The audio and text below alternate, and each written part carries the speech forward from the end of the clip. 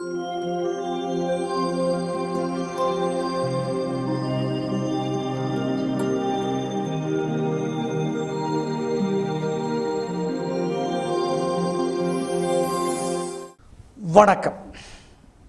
மன்மத ஆண்டு முடிந்து துர்முகி தமிழ் புத்தாண்டு பிறக்கிறது. இந்த துர்முகி என்கிற வார்த்தைக்கு என்ன அர்த்தம் என்றால் குதிரை முகம் என்று அர்த்தம். குதிரை முகம் யாருக்கு? ஹயகிரீவ பெருமாளுக்கு. ஹயம் என்றால் குதிரை, கிரீவம் என்றால் முகம், குதிரை முக பெருமாள்.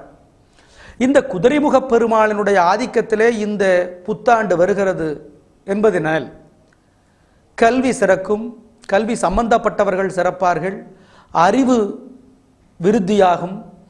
அறிவு விருத்தியினாலே தமிழ்நாடு மென்மேலும் வளமாகும், இந்தியா சிறக்கும், எல்லா வகையிலும் நம் மாநிலமும் நாடும் முன்னேறும் என்று சொல்லலாம். இது நம் நாட்டிற்கான பலன். ஒவ்வொரு மனிதருக்கான பலன் ராசியை பொறுத்தது. இந்த தமிழ் புத்தாண்டு ராசி பலன் அது யார் சொன்னாலும் சரி, அது கொஞ்சம் தோராயமானது தான். ஏன்னா ஜனன காலத்தில் நீங்கள் பிறந்த நேரத்தில் உங்கள் ஜாதகத்தில் 9 கிரகங்களும் எந்தெந்த ராசியிலே யாருடைய பார்வையிலே இருக்கிறது என்பதை பொறுத்து நாங்கள் சொல்லுகிற பலன் கொஞ்சம் கூடவோ குறையவோ செய்யும். அப்புறம் ஒரு குடும்பம்னு இருக்கிற பொழுது அப்பா அம்மா குழந்தைகள் இவங்களோட எல்லா பலன்களும் சேர்ந்து தான் குடும்பத்தை அதற்கான பலனை தரும். எனவே ஒரு குடும்பத்தில் அப்பாவுக்கு ரொம்ப நல்லா இருந்துச்சு, அம்மாவுக்கு ரொம்ப சரியில்லை, பையனுக்கும் ரொம்ப நல்லா இருந்துச்சுன்னா கூட்டு பலன் தான் அந்த குடும்பத்துக்கு ஏற்படும். நல்லது அதிகமாக இருக்கும், கெட்டது குறைவாக இருக்கும், ஆனால் கெட்டதும் ஏற்படும். அப்படிங்கிறத மறந்துட வேண்டாம். துல்லியமாக உங்களுக்கு கரெக்டாக உங்கள் ராசிக்கு என்ன நடக்கும் எப்போ நடக்கும்னு நீங்கள் தெரிஞ்சுக்கணும்னா நீங்கள் உங்களுடைய குடும்ப ஜோசியரை அணுகி உங்கள் ஜாதகத்தை காட்டி கேட்டுக்கலாம். நாங்கள் சொல்ல போகிறது இன்றைய கிரக நிலைகள் அடுத்த புத்தாண்டு வரைக்கும் எப்படி இருக்குது அப்படிங்கிறத வச்சு நாங்கள் சொல்கிறோம். சரிங்க. இந்த தமிழ் புத்தாண்டில் ஆகஸ்ட் மாதத்தில், ஏங்க தமிழ் புத்தாண்டில் இங்கிலீஷ் மாதம் சொல்கிறீங்களேன்னா அப்போ தான் உங்களுக்கும் நல்லா புரியும், எங்களுக்கும் நல்லா எளிதாக இருக்கும் அப்படிங்கிறதுனால சொல்கிறோம். ஆகஸ்ட் மாதத்தில் குரு பயிற்சி நடக்கிறது. ராகு பயிற்சி கிடையாது இந்த தமிழ் புத்தாண்டில், கேது பயிற்சி கிடையாது. சனி பகவான் வக்கரகதியில் வர்றார் போகிறார் அப்படிங்கிறதுனால பெரிய மாற்றம் இருக்குன்னு சொல்ல முடியாது. ஆக ராகு கேது சனி பகவான் மாற்றங்கள் பெரிதாக இல்லை. குரு பயிற்சி இருக்குது. எப்போ? ஆகஸ்ட் மாதத்துலேருந்து. அப்போ நம்ம ரெண்டாக பிரிக்கலாம். இப்போ இருந்து இன்னையிலேருந்து ஜூலை மாதம் முடிகிற வரைக்கும் எப்படி இருக்கும், ஆகஸ்ட்லேருந்து எப்படி இருக்கும் அப்படிங்கிறத நம்ம பிரித்து சொல்லலாம். பலன்கள் மோசமாக இருந்துட்டால் பரிகாரத்தின் மூலமாக சரி பண்ணிடலாம். பரிகாரங்கிறது கோயிலுக்கு போகிறது, ஏழைகளுக்கு உதவி செய்கிறது, விலங்குகளுக்கு உதவி செய்கிறது, தாவரங்களுக்கு தாவர வளர்ச்சி, மரம் நடுறது, இதெல்லாம் தான். ஆக பரிகாரம் அப்படிங்கிறது மனித நேயத்தை அடிப்படையாக கொண்டது அப்படிங்கிறத மறந்துட வேண்டாம். பாலாபிஷேகம் செய்கிறதுக்கு கோயிலில் பால் வாங்கி கொடுத்தாலும் ஒன்று தான், ஏழை குழந்தைகளுக்கு குடிக்கிறதுக்கு பால் வாங்கி கொடுத்தாலும் ஒன்று தான். அது உங்களோட மனப்பிரியத்தை பொறுத்து நீங்கள் செஞ்சுக்கலாம். கோயிலுக்கு போகிறது, ஒரு குறிப்பிட்ட சில கோயில்களுக்கு போகிற பொழுது உங்களுடைய மனதில் நல்ல எண்ண ஓட்டங்களும் தைரியமான எண்ண ஓட்டங்களும் வரும். அதற்கேற்றாற் போல உங்களுக்கு நல்லது நடக்கும். இந்த பரிகாரங்களின் மூலமாக நல்லது நடக்குதோ இல்லையோ, கெட்டது தடுக்கப்படும் என்பது அனுபவ உண்மை. அனுபவப்பட்டீங்கன்னா தெரிஞ்சுக்குவீங்க. சரி. இந்த துர்முகி புத்தாண்டு எல்லோருக்கும் நலன்களை தர அப்படிங்கிறத விட கெட்டவர்களுக்கு நல்ல புத்தி தரவும், நல்லவர்களுடைய நல்ல புத்தி மேலும் உறுதியாகவும் திடமாகவும் இருக்க நாங்கள் நவகிரகங்களை பிரார்த்திக்கிறோம். கும்பராசிக்கார நேயர்களை, ஜூலை வரை நல்லா இருக்குங்க. குருவனோட கருணை இருக்குது. சனினால் பெருசாக தொல்லை கிடையாது. கேதுவும் குருவும் ராகுவும் பெரிதாக தொல்லை பண்ண முடியாது உங்களை. ஜூலை வரை நல்லாவே இருக்குது. ஆகஸ்ட்லேருந்து நல்லா இல்லை. அதனால் குருவுக்கு ராகு கேதுக்கெல்லாம் பரிகாரம் பண்ணிக்கணும். ஆகஸ்ட்லேருந்து உங்கள் உடல்நலம் பாதிக்கப்பட வாய்ப்பு இருக்கிறது, குடும்பத்தில் குழப்பங்கள் வர வாய்ப்பு இருக்கிறது. கவனமாக இருக்கணும் எல்லாத்துலேயும். கும்பராசிக்கார நேயர்களே, எல்லா விஷயங்களிலும் ஆகஸ்ட்லேருந்து கவனமாக இருந்துக்கணும். பரிகாரத்தை முறையாக பண்ணிடணும். உங்களுக்கு மனோதிடம் அதிகம், சுறுசுறுப்பு அதிகம், வேகம் அதிகம், தாங்குகிற சக்தி அதிகம். சனி பகவானாலே தொல்லை இருக்காது, நாங்கள் மறுக்கலை. ஆனாலும் ஆகஸ்ட்லேருந்து ரொம்பவும் கவனமாக இருக்க வேண்டிய காலகட்டத்திற்கு வருகிறீர்கள். எனவே பரிகாரங்களை முறையாக செஞ்சுக்கணும். ஜூலை வரைக்கும் பல நன்மைகள் கிடைக்கும். பாக்கியஸ்தானத்தில் பலு அதிகமாக இருப்பதனால உங்களுக்கு குடும்பத்தில் நிம்மதி அதிகமாகும், கல்யாண வாழ்க்கையில் சந்தோஷம் அதிகமாகும், வருமானம் சிறக்கும். தொழிலிலே கொஞ்சம் கொஞ்சம் பிரச்சனை இருந்தால் கூட கடைசியில் ஜெயிச்சிருவீங்க. ஆனால் ஆகஸ்ட்லேருந்து அப்படி இல்லை. அப்படிங்கிறதுனால கவனமாக இருக்க வேண்டும். மொத்தத்தில் இந்த தமிழ் புத்தாண்டு உங்களுக்கு 100க்கு 60 மதிப்பெண்களைத்தான் வழங்குகிறது. நேயர்களே, 4 பெரும் கிரகங்கள் குரு, சனி, ராகு, கேது. மீதமுள்ள கிரகங்கள் சூரியன், செவ்வாய், புதன், சுக்கிரன், சந்திரன் அடிக்கடி மாறுகிறவர். எனவே இவர்கள் நடுநடுவில் நன்மைகளை தருவார்கள், தீமைகளை தருவார்கள். அது மாறும். மொத்தத்தில் குரு ஜூலை மாதம் முடிகிற வரை உதவி செய்கிற ராசிகள் 5. நல்லா கவனிச்சு கேட்டுக்கோங்க, எழுதிக்கலாம். நீங்கள் குரு பகவான் ஜூலை வரைக்கும் 5 ராசிகளுக்கு உதவி செய்கிறார். மேஷத்துக்கு உதவி செய்வார், கடகத்துக்கு உதவி செய்வார், துலாமுக்கு உதவி செய்கிறார், தனுசுக்கு உதவி செய்கிறார், கும்பத்துக்கு உதவி செய்கிறார்.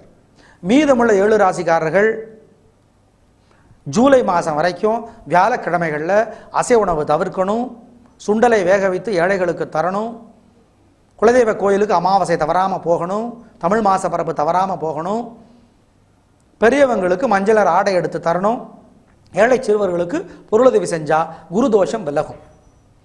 ஆகஸ்ட் மாதத்திலிருந்து குரு பகவான் 5 ராசிகள் உதவி செய்கிறார். அந்த 5 ராசிகள் எவை?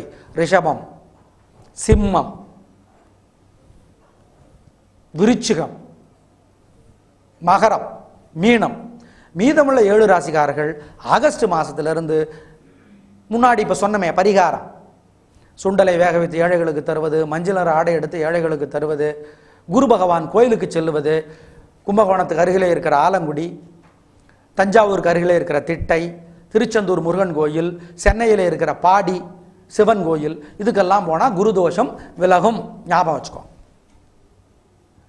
சனி பகவான் இந்த தமிழ் புத்தாண்டு முழுக்கவே 3 ராசிகளுக்கு தான் உதவி செய்வார். அந்த 3 ராசிகள் எவை? மிதுனம், கன்னி, மகரம். மீதமுள்ள 9 ராசிக்காரர்கள் சனிக்கிழமைகளில் விரதம் இருக்கணும், அசைவ உணவு தவிர்க்கணும், நெய், பருப்பு, எள்ளு கலந்த சாதத்தை காக்காய்க்கு வைக்கணும், உடல் ஊனமுற்றவங்களுக்கு உதவி செய்யணும், நீல நிற ஆடை எடுத்து ஏழைகளுக்கு தரணும். தேனிக்கு அருகில் இருக்கிற குச்சனூர் சனி கோயில், திருநள்ளாறு கும்பகோணத்துக்கு அருகில் இருக்கிற சனி கோயில், திருக்கொள்ளிக்காடு மன்னார்குடிக்கு அருகிலே இருக்கிற சனி கோயில், மகாராஷ்டிராவில் இருக்கிற சனி சிங்கனாப்பூர் சனி கோயில்,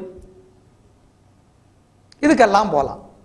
அல்லது லட்சுமி நரசிம்மரை வழிபடலாம். நாமக்கல்லில் இருக்கிற லட்சுமி நரசிம்மர் கோயிலும் நாமகிரி லட்சுமி கோயிலும் சனி தோஷத்தை நீக்குகிற ஆற்றல் அதிகம் பெற்றவை.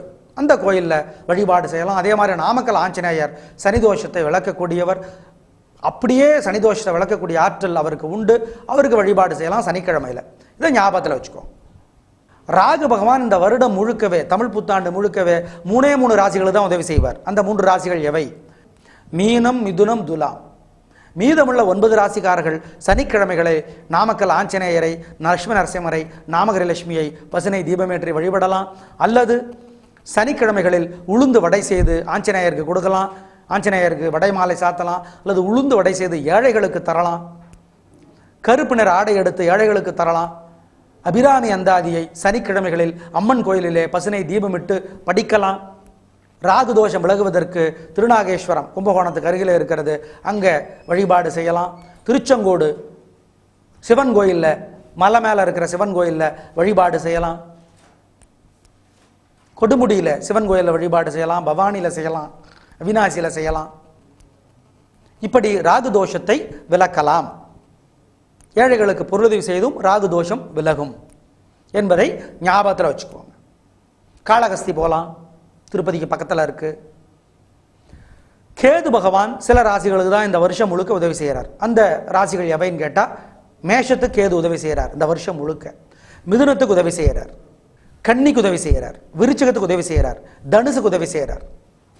மீதமுள்ள ராசிக்காரர்கள், அதாவது மேஷம், மிதுனம், கன்னி, விருச்சிகம், தனுசு தவிர மீதமுள்ள ராசிக்காரர்கள் செவ்வாய்க்கிழமைகளில் அசைவ உணவு தவிர்க்கணும். விநாயகர் பெருமானுக்கு பசுனையினால் தீபம் போடணும். விநாயகர் அகவல் புஸ்தகம் படிக்கணும். கேது தோஷம் கழிப்பதற்கு காளகஸ்தி போகலாம். விநாயகர் பெருமான் கோயில் உச்சி பிள்ளையார் கோயில் திருச்சி, பிள்ளையார்பட்டி கோயில் காரைக்குடிக்கு பக்கத்தில், சேலம் ராஜகணபதி கோயில், கோவை ஈச்சனாரி கோயில், இப்படி பலவிதமான பிரசித்தி பெற்ற விநாயகர் கோயில் இருக்குது. அங்கே வழிபாடு செய்யலாம். மதுரை முக்குருணி விநாயகர் கோயில் இப்படி இருக்குது, உங்களுக்கும் தெரியும். இதில் வழிபாடு செஞ்சால் கேது தோஷம் விலகும் என்பதை ஞாபகம் வச்சுக்கோங்க. இப்படி பரிகாரங்களை முறையாக நீங்கள் செய்துவிட்டால் உங்களுக்கு தோஷம் நிவர்த்தியாகும்.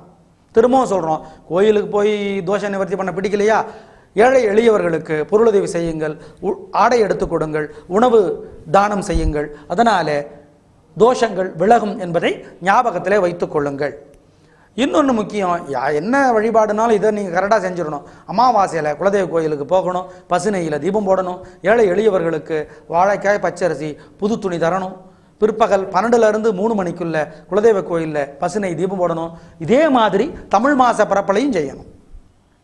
இப்படி செஞ்சிட்டா நல்ல மாற்றம் இருக்கும். எனவே சனி பகவானுடைய கருணையை பெறுவதற்கு இதெல்லாம் ரொம்ப முக்கியம்.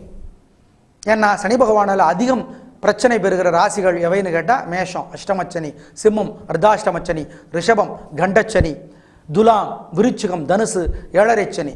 எனவே இவர்களெல்லாம் சனி பகவானாலே பிரச்சனைகள் அதிகமாக பெறுகிற ராசிகள். இவர்கள் முறையாக வழிபாடு செஞ்சுட்டா நல்ல மாற்றங்கள் இருக்கும் என்பதை கவனத்தில் கொள்ளுங்கள்.